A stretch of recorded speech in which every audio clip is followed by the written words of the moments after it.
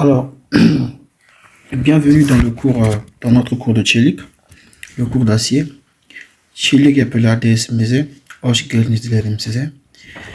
Çelik yapılar aslında çok kolay bir ders oluyor. Ama çok ne diyelim, çok okumanız lazım. Bir de dikkat etmeniz lazım. Genellikle zor bir şey değil.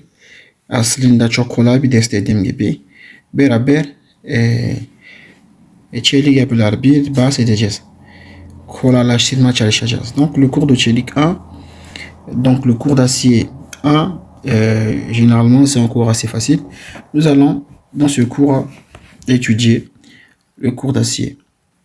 Alors, dans ce cours, nous allons étudier, par exemple ici, nous avons une structure en acier et nous avons ici des boulons. Donc, on va étudier les structures lorsqu'on fait une structure et qu'on doit joindre cette structure-là avec d'autres parties du système. Par exemple, ici, nous avons par exemple ici, on a ici une poutre. Donc, disons qu'on a ici une poutre. Et cette poutre, nous l'avions joint avec une autre structure ici. Et nous, pour joindre, en cours de çelik, pour joindre les structures, nous avons deux possibilités. Soit avec les points de soudure, soit avec les boulons. Ici, en l'occurrence, nous avons utilisé les boulons. Vous voyez que ici, nous avons des boulons. Nous avons ici des boulons. On a ici des boulons. On a ici des boulons. Alors, l'objectif, c'est faire quoi? L'objectif sera de faire des vérifications ou encore de contrôler. Est-ce que notre structure a assez de boulons pour être en sécurité? Donc, on va étudier la sécurité des structures. C'est-à-dire, nous aurons par exemple la charge de la structure et en fonction du nombre de boulons que nous avons, nous allons déduire, nous allons dire que non, cette structure par exemple, elle est fiable ou pas. Et si elle n'est pas fiable, donc on va faire des études pour arrondir la fiabilité de la structure. Şöyle bir sistemimiz var. Mesela burada bir giriş var. Bu sistem başka bir sistem ile birleşeceğiz. Yani biz iki tane bileşenimiz var. Ya da bulonlar kullanıyoruz ya da kaynaklar kullanıyoruz. Birinci kısmı bulon kısmı bakacağız. Yani bu giriş, bu sistem, şuradaki bulon var ya, bu bulon bizim amacımız ne olacak? Yani özel olarak. Amacımız şöyle olacak. Bu sistem güvenli olup olmadığını kontrol edeceğiz. Mesela şuradaki bu sistem mesela burada bir yük taşıyacağız. Bu yük ne kadar ne bileyim. Bu yük mesela şuradaki olan yük mesela 2 ton diyelim. Tamam. Şimdi 2 ton olduğu için burada bulonlar var. Yani sistemimiz bulonlar ile birleştirdik. Şimdi biz neye bakacağız? Bu bulonlar yani şuradaki aşağıdaki gelen ya da yukarıdaki olan yük 2 ton dedik. Bu bulonlar yeterli oluyor ya da değil. Yani yeterli olup olmadığını kontrol edeceğiz. Dediğimiz gibi 2 tane kısmı var. Bulonlar kısmı var. Bir de kaynaklar kısmı var. Yani birinci kısmı bulonlar için çalışacağız. Tamam. Onun anlatmak olacağım. Şimdi geldik. Başka bir şey bakalım. Mesela burada gördüğünüz gibi burada ne var? Bir sistem var. Evet, yani burada başka bir sistem. Gördüğünüz gibi sistemimiz var. Bir de ne var? Bulonlar var. Yani bu sistem bulonlar ile birleştirilmiş. Donc ce système a été fait à base de boulons. Donc pour assurer la structure, plutôt la stabilité de cette structure, nous avons utilisé des boulons. Donc voilà un peu l'aperçu de ce que nous allons faire dans ce cours d'acier. On va apprendre la stabilité des structures, mais bien sûr avec les boulons pour la première partie. La deuxième partie, on va faire avec les points de suture. Et pour le moment, nous sommes avec les boulons. Et on peut encore voir d'autres constructions métalliques, mais c'est là, burada gördüğünüz gibi bir sistemimiz var. Bu sistem neyle yapılmış? burada bulan ile yapılmış. Gördünüz mü? Evet arkadaşlar. Yani özet olarak bu şekilde. Şimdi geldik. Geldik şurada. Tamam. Biz çelik dersimize arkadaşlar hepsinin bir yönetmelik var. Burada çelik yapılar, tasarım hesabı ve yapım esasları. Yani biz çelik dersimizdeki bir yönetmelik var. Hepsini yönetmekten alıyoruz. Yani biz bir şey yapmıyoruz. Sadece yönetmelik nasıl okuyacak onun yani anlatmak olacağız biz. Aslında hepsini yönetmelikte var. Tamam. Donc nous avons un guide. Donc c'est avec ce guide là que nous allons travailler. Dans le guide, alors c'est la version anglaise. Donc c'est pour les Américains. Maintenant moi j'ai la version turque. Donc je vais expliquer en français tout comme en turc. Nous allons utiliser le guide américain où nous avons le cours d'acier. Alors dans ce guide, nous avons tout ce dont on a besoin. On a les formules, nous avons des explications, cas par cas. Donc, nous allons partir directement, on va faire l'introduction à notre cours. Donc l'introduction, on a dit que on va étudier les boulons. Donc les systèmes, la stabilité des structures fait à base des boulons ou encore des points de soudure. Avec, premièrement, qu'est-ce que nous aurons? Alors premièrement, on va partir sur, donc on va écrire ici la charge. Donc lorsque nous avons un système, elimizde bir sistemimiz olduğun vakit biz ilk önce ne yapıyoruz? Hemen açıklayalım. Bir sistemimiz var. Bu sistem biz ne yapmamız lazım? O sisteme gerekli kuvvet hesaplamamız lazım. Mesela şöyle bir sistem var. Açıyorum sadece. Alors si nous avons par exemple un système ici, nous avons ici par exemple un système de, je sais pas moi, de 20 tonnes par exemple, et ici nous avons ici 5 mètres. On a un système de 20 tonnes, on a 5 mètres. Qu'est-ce qu'on fait généralement lorsque nous sommes en yapı statique, encore en RDM, qu'est-ce qu'on fait? Eh bien, on calcule simplement les réactions aux appuis. Donc ici, qu'est-ce qu'on fait? Nous avons ici şurada ne yapıyoruz genellikle? Şurada 20 çarpı 5 diyoruz. Ne yapar? 100 yapar. O zaman burada ne gelecek? Şurada bir 50 ton gelecek. Burada da bir 50 ton gelecek. C'est ce que nous faisons lorsque nous sommes en RDM. En RDM, la résistance des matériaux. Donc ici, on aura 50 qui va venir et nous avons 50.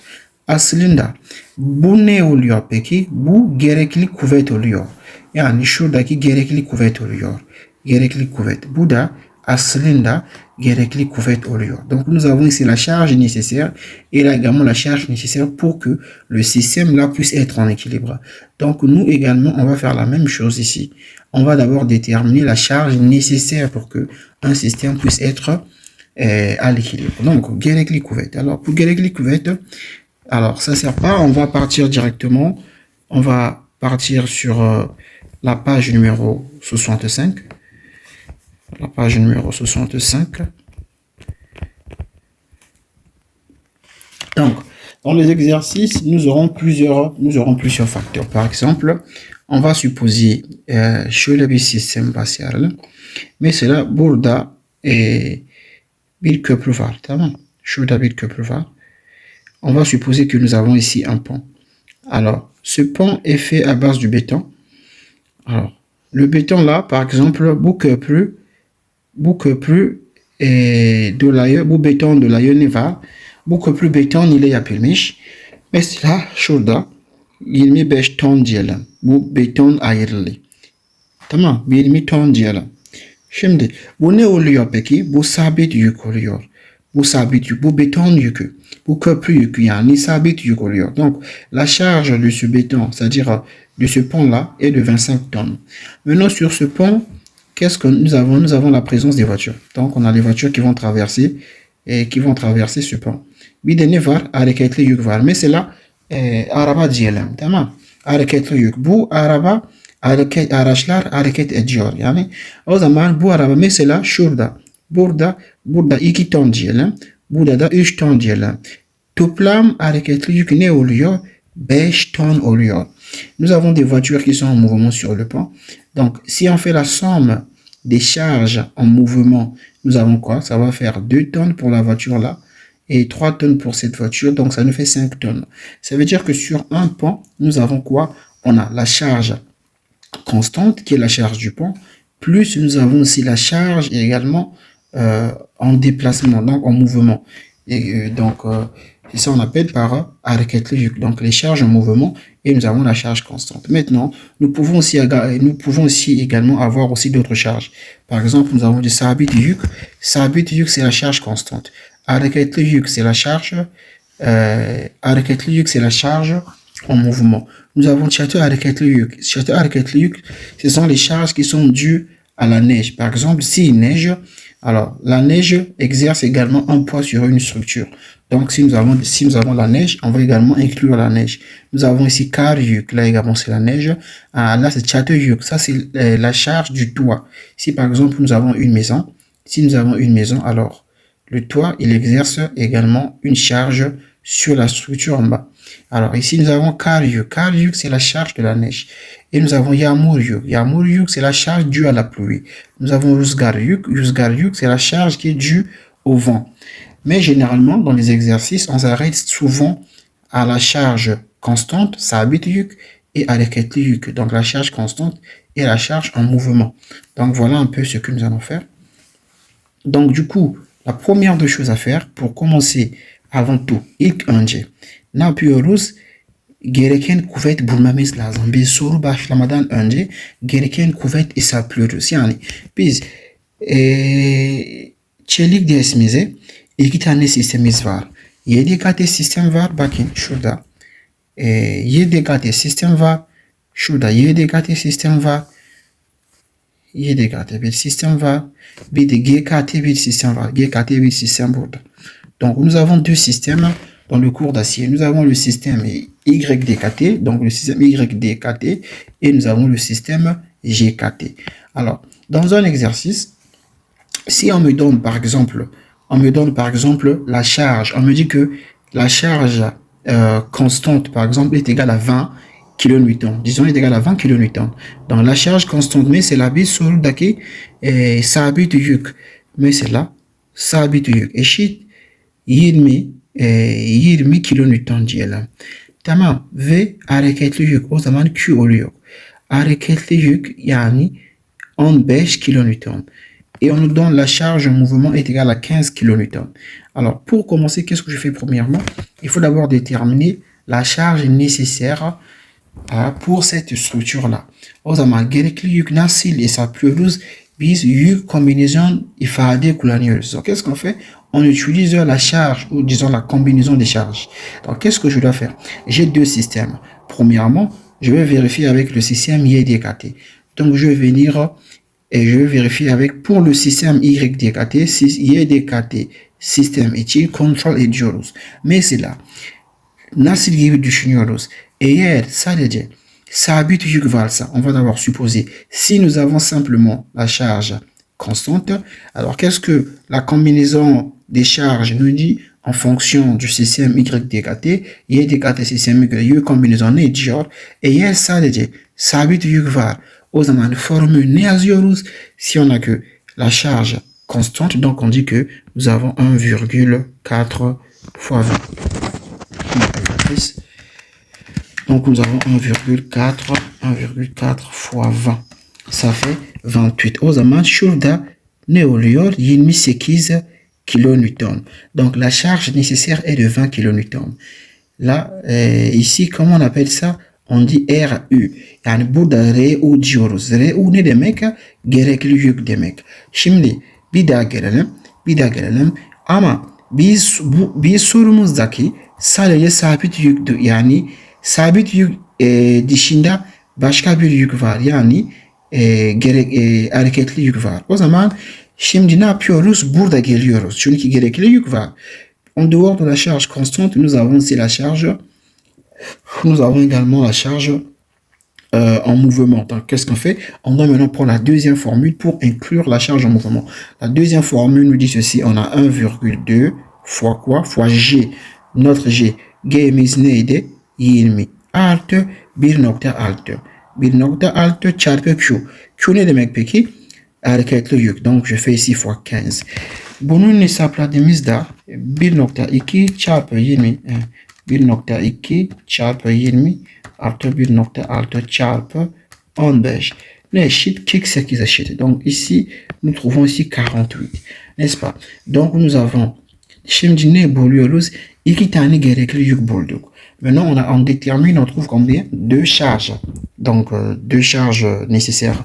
Donc RU1 et on trouve RU2. Maintenant, puisque nous on va faire la conception du système. Lorsqu'on fait la conception du système, on considère la valeur la plus grande. Qu'est-ce que je vais dire? Je vais donc me mettre dans le cas le plus critique. Donc, je me mets dans le cas critique. Donc, je vais dire quoi? Je vais dire que la charge nécessaire pour ce système RU est de combien? Est de 48 kilonewton. Niye ki 8 alıyorum? Çünkü biz en kritik olan alıyoruz. Yani en maksimum yük alıyoruz.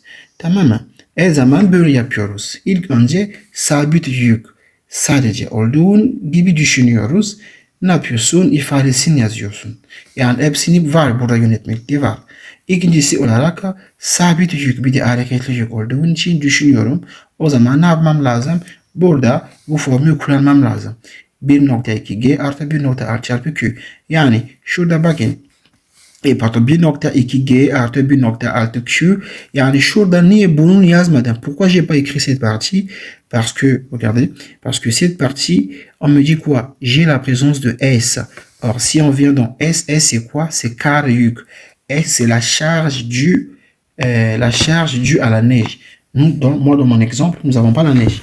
On a que la charge constante et la charge en mouvement. Yani bu kar yük oluyor, değil mi? O yüzden almıyorum. Niye? Çünkü ben verdiğim örnek sadece sabit yük var, bir de hareketli yük var. O zaman bunun almam gerek yok. İçimiz kalmadı. Tamam. Bu hangi sisteme göre? Bu YDKT sisteme göre. Şimdi GKT sistème ici. Donc là c'est en fonction du système YDKT. Alors on détermine d'abord la charge nécessaire. Alors ici comment on appelle ça? On dit charge nécessaire. Et şurada ne diyoruz? Gerekli yük yani. Şurada gerekli yük diyoruz. Gerekli yük diyoruz. Tamam. Bu şekilde. Şimdi geldik. YDKT sistem yapmış oluyoruz. Şimdi GKT système. Si nous avons le système YKT. Le système YKT, par exemple, nous avons ici la charge uniforme. Sabit yükümüz neydi? 20 tonmuş. Hareketli yükümüz neydi? 15. Pardon, şurada kilonewton ya. Burada kilonewton. On avait ici kilonewton. Maintenant, pour le système YKT, qu'est-ce qu'on fait? Nous avons, voici la combinaison de charge. Yük kombinaison bu şekilde yazılıyor. Eğer sadece sabit yük varsa, si nous avons que la charge uniforme, donc qu'est-ce qu'on dit? On écrit simplement G. Donc G égale à quoi directement? Nous avons ici 20. Ici on a quoi? Ici on dit RA. RA c'est quoi? C'est gerekli yük, mais cette fois-ci pour le système YKT, on note cela par RA, ce n'est plus RU. Pour faire la différence simplement. Maintenant, j'ai considéré burada RA diyoruz. RA ne demek? Gerekli yük demek. Sistem YDKT ise, sistem YDKT ise arkadaşlar ne diyoruz? RU diyoruz. Ne demek?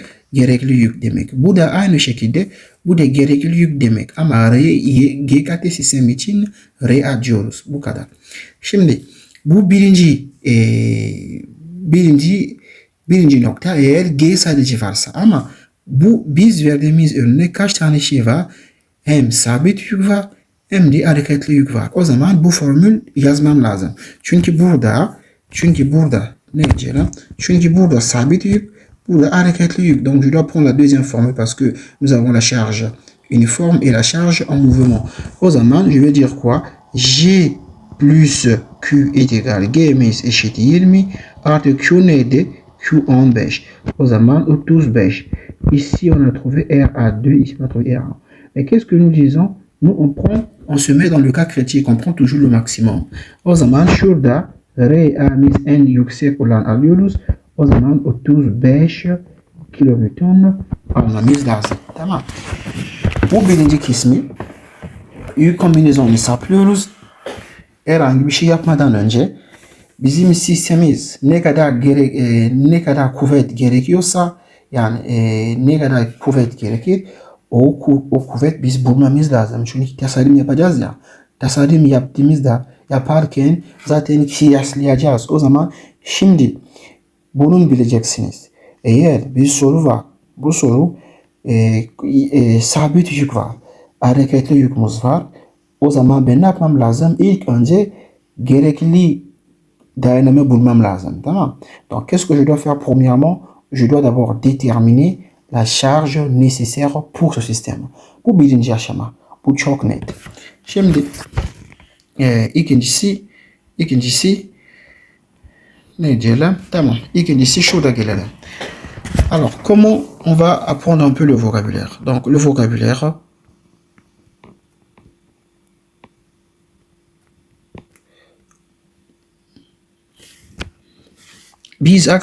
biz bunu biliyoruz. Mukavemet dersimiz aldık. Şöyle biz biliyoruz. Gerilme ne eşitmiş? Gerilme eşit. Yani gerilme eşit kuvvet çarpı alan eşit. Tamam. Bu mukavemet ders için. Alors, on sait que la contrainte est égale à la force divisée par l'air. Ça, c'est dans le cours de RDM. Maintenant, ici, yani çelik ders ise biz gerilme ne diyoruz? Gerilme yani alan zaten alan yani. Alan zaten alan yani AB olabilir ya da A ne olabilir fark etmez. A zaten alan olacak. Şöyle yapayım. A zaten alan olacak. A eşit alan. Tamam. Şimdi biz gerilme bir de F, tamam mı? Biz mukavemet yani çelik dersimizi gerilme dediğimiz şey ne oluyor peki? F oluyor. Gerilme F oluyor. O zaman gerilme biz F ile yazacağız. Kuvvet ise biz R'yi kabul edeceğiz, tamam mı? Bu şekilde. O zaman biz artık biliyoruz. Mesela mukavemet ders ise yani bakın arkadaşlar şöyle bu formülü kullanacak olursak mesela bu formülü kullanacak olursak biz F'ye hesaplayacağız. O zaman kuvvet ne eşit? Kuvvet eşit gerilme çarpı A. Tamam mı? Donc on sait que la contrainte est égale à F divisé par A. Là c'est dans le cours normal RDM. Donc la force sur égale à la contrainte fois l'air. Maintenant dans le cours d'acier, nous on va noter l'air toujours par l'air, on va noter la contrainte par quoi? La contrainte encore, on va noter la contrainte par F et on va noter la force par R. Donc ce qui veut dire que ici la force c'est quoi? C'est R. Donc je vais dire que R est égal à quoi? La contrainte c'est F fois A. Donc nous avons ici A tout simplement. Et nous avons ici A. Ça c'est la formule, l'équivalent de cette formule lorsqu'on vient dans le cours de Çelik. Donc tout simplement. Maintenant, nous avons les indices, par exemple. Nous avons l'indice N. Alors, l'indice N veut dire caractéristique en turc, karak. Et nous avons l'indice V. L'indice V, toutes les façons, c'est kesme ou kaima. Alors, et kesme, c'est en français, c'est quoi? C'est tranchant. Lorsqu'on dit effort tranchant, par exemple. Alors là, c'est caractéristique. Kesme, c'est comme lorsqu'on trace le diagramme de l'effort tranchant. Quand on trace le diagramme de l'effort tranchant, parfois on fait ça, non? On fait ça, parfois on monte, voilà. C'est la même chose. Donc ici, c'est quoi? C'est ici, kesme, c'est pour dire tranchant. Alors, et donc nous avons ceci. Alors avec U, on va dire quoi? U, on va dire c'est kopma. Alors, U, on va dire c'est kopma. Alors, si on met NV, donc on va dire caractéristique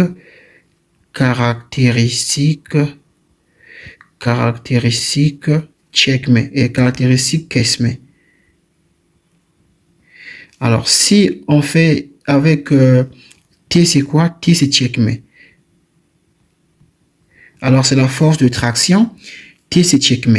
Alors, si je mets NT, alors NT, c'est quoi? C'est caractéristique quoi? Caractéristique çekme. Donc, si on me demande, par exemple, de déterminer la force R qui est là. Par exemple, la force R ici, nous avons la force R est égale à F fois A. Si on me demande de trouver la force caractéristique, donc je vais dire quoi? Rene saplaja kolotsa, que ça m'a rene ne rene shit fene charpe A. Tamam. Bu ne oluyor? Karakteristik dayanama oluyor. Burada karakteristik dayanama. Unutmayın.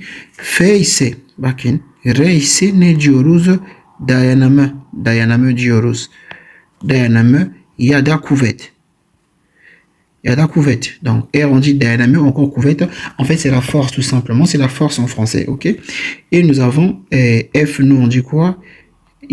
F et C, bis gerilme diyoruz. Gerilme. Donc, gerilme, c'est la contrainte, ok? C'est la contrainte. Donc, pour ceux qui font le cours en français, il faut noter. Alors, F, c'est la contrainte. Ici, c'est la force, ok? Ou encore la résistance, peu importe. Donc, si on me demande de trouver, c'est la caractéristique kuvvet ya da karakteristik dayanımı bulmak istiyorum. Şurada karakteristik kuvvet, burada yani şurada pardon ne diyorum ya. Şurada dayanımı, burada gerilme ise gerilme ne dedik? F dedik. Tamam. Maintenant, si je veux trouver par exemple la force caractéristique tranchante, yani kesme kesmeyi dayanımı bulmak istiyorsam mesela karakteristik kesmeyi dayanımı o zaman bu şekilde yazılacak. Karakteristik kesmeyi dayanımı. O zaman bu ne eşit peki? Eşit F N V çarpı A. Mesela karakteristik çekme dayanımı. O zaman F N T çarpı A. Ok, donc il faut jouer simplement avec les mots. Quand on dit caractéristique, c'est quoi, etc. C'est quoi. Donc voilà un peu comment nous on appelle les forces ici. Donc on a fait la première étape. Birinci kesimi yaptık. Birinci kesimi neydi? Yük kombinizan gereken kuvveti bulmak için. Sonra ne yapıyoruz? Kuvvetler nasıl? Yani mesela karakteristik kuvvet ne demek? Karakteristik dayanımı ne demek? Buradaki açıklanmıştık. Başka ne? Başka tasarım yapacağız. Biz tasarım yaptığımız vakit tasarıma geldik. Tasarım yapacağız zaten. Alors pour faire la conception, qu'est-ce que nous avons? Nous avons deux systèmes. Tasarım yapmak için yine de iki tane sistemimiz var. Yani ne dedik? YDKT sistem var. YDKT sistem tasarım nasıl yapıyoruz? Tasarım ne diyoruz? Fi çarpı R'n büyük ya da eşit RA olmalı. RU pardon. Donc phi çarpı R'n büyük eşit RU. Lorsqu'on fait la conception, nous qu'est-ce qu'on dit? Alors on aura la constante phi. Alors on va dire que phi fois Rn, il doit être supérieur ou égal à RU. Alors, si c'est supérieur ou égal à RU, ça veut dire que notre système tient. Yani, fi çarpı R'n büyük eşit RU ise o zaman sistemimiz güvenli bir sistem yani oluyor. Taşabilir yani. Şimdi sistem GKT ise o zaman ne diyoruz? Yani R'n bölü omega, şurada omega, R'n bölü omega büyük eşittir RA olması lazım. Yani böyleyse o zaman ne diyoruz? Sistemimiz bir yani güvenli bir sistem oluyor. Donc lorsqu'on fait la conception pour le système YDKT, alors on calcule la constante, alors on calcule le produit phi fois Rn. Si phi fois Rn est supérieur à RU, donc notre système est assez pour être sécurisant. Donc notre système, ça tient. Si pour le système YDKT, on dit Rn est divisé par oméga, il doit être supérieur ou égal à Ra. Donc si c'est le cas, le système il est sécurisant. Maintenant si ce n'est pas le cas, ça veut dire que le système n'est pas sécurisant. Yani bunun büyük değil ise o zaman sistemimiz yetersiz bir sistem oluyor. Tamam mı? Bu kadar basit. Birinci videomuz uzun olması. Zaten burada noktalayacağım. Gelecek video yani bir sonraki video soru çözümünü başlayalım. Bir de şey var. Tamam fark etmez. Soru çözerken onu anlatacağım. Şimdi tek bilmeniz bir şey bu. Yük kombinasyon varsa, sistemdeki yük kombinasyon varsa ne yapıyoruz? hemen gerekli kuvvet buluyoruz. YDKT sistem ise gerekli kuvvet nasıl yazılıyor? YDKT sistem ise gerekli kuvvet RU diyoruz. Yani şurada RU. Bakıyoruz. Hangi yük var? Yani sabit yük varsa bir de hareketli yük varsa o zaman iki tane denklem oluyor. Birincisi bu denklemi hesaplayacağım. Sonra ikincisi bu denklemi hesaplayacağım. Burada sabit yük oluyor. Burada ise hareketli yük oluyor. Sonra en büyük olan alıyorum. En büyük olan o benim gereken kuvvet oluyor. Premièrement, on a le système YDKT. Quand on a le système YDKT, je regarde j'ai quelle charge. J'ai la charge, par exemple, les charges constantes. Donc, et la charge la charge en mouvement. Donc, j'aurai deux équations. Je vais d'abord faire le calcul en fonction de la première équation où il y a simplement la charge constante. Le résultat que je vais trouver, le résultat que je trouve, je l'écris à côté. Ensuite, je vais également faire le calcul avec la deuxième équation. Le résultat que je trouve, je vais mettre ça de côté et je compare les deux résultats. La plus grande valeur, c'est ça qui va constituer pour moi RU, c'est-à-dire la charge nécessaire. Ça, c'est pour le système YDKT. Pour le système GKT, on a aussi la même chose, sauf que si on n'a pas de constantes. GKT system ise burada aynı şekilde. Sadece burada katsayılar yok. Yani sadece iki yükümüz varsa, mesela sabit yük varsa, bir de hareketli yük varsa, birincisi ne yapıyorum? Sadece bu denklem sadece içini kullanacağım. G'miz eşit yaptığımız gibi sonra ikinci denkleme gelecek. G artı Q. Burada hesaplayacağım. Sonra kıyaslayacağım. En büyük olan o benim gereken kuvvet ya da gereken dayanımı olacak. Donc je fais également ce calcul ici, même chose. Et je compare, je prends la valeur la plus grande. N'est-ce pas? Et puis on a vu comment noter, alors comment appeler les différentes forces. Alors, je rappelle encore que les formules ne sont pas obligatoires de connaître les formules parce que ce manuel est permis à l'examen. Tamam, formül bilmeniz hiç gerek yok. Çünkü zaten bu kitap yani sınavda kaynak açık yani açık oluyor. Tamam. Biz yapacağız bir şey bu. Yönetmelik nasıl kullanıyoruz? Bir soru varsa bu soru nasıl anlıyoruz? Soru anlıyoruz önce, sonra yönetmelik bize yardım ediyor. Yani ediyor, tamam. Formül hiç bilmeniz gerekiyor. Ben de tamamı bilmiyorum. Formül tamamı bilmiyorum ama mantık biliyorum. Formül hepsini yönetmelikte var. O zaman bilmeniz gerekiyor, tamam. Donc, pas besoin de connaître les formules. Tout est dans le guide. Ce qu'on va faire ici, c'est comprendre la logique. Comprendre, être capable d'interpréter les exercices. Et pour les formules, on va tout prendre dans le guide. D'ailleurs, ce guide, il est ouvert à l'examen. On peut entrer avec à l'examen. Donc voilà. On se dit à très bientôt dans un prochain cours où nous allons commencer la résolution des exercices avec notre premier cours, notre cours de Tchelik. Donc également, il faut connaître ceci. Là, c'est très important. Burada çok önemli. Tasarım yaparken YDKT sistem var. Bir de GKT sistem var. GKT sistem, YDKT sistem, fi çarpı R'ni hesaplayacağız. Yani fi ne demek? Alors fi c'est quoi? Merak etmeyin. Fi zaten yönetmelik bize verecek. Alors, fi c'est quoi? Alors, pour ça, il n'y a pas de problème, il n'y a pas besoin de s'inquiéter. Parce que notre guide, il va, pour chaque cas, il va nous présenter ou il va nous donner la valeur de phi. Ok, oméga c'est quoi? On s'inquiète pas. Pour chaque cas, il va donc nous donner aussi la valeur de oméga. Donc ce que nous on va faire, on va calculer Y, on va calculer Rn. Et là aussi, on va trouver aussi Rn. D'ailleurs, c'est le même Rn. Et puis les valeurs de phi que notre guide nous donne, on va prendre ces valeurs, on remplace là. Et la valeur de oméga, on remplace là. Maintenant, on va comparer avec la force RU, c'est-à-dire la force nécessaire que nous avons trouvée avant. On compare, c'est supérieur, donc notre système est dit sécurisant. Ce n'est pas ça, donc ce n'est pas sécurisant. Et puis, on va faire une interprétation. Ce vidéo, Moussa Kashtar, Bouddha Notalioro, Chogyakina Zaman, Görüşürüz.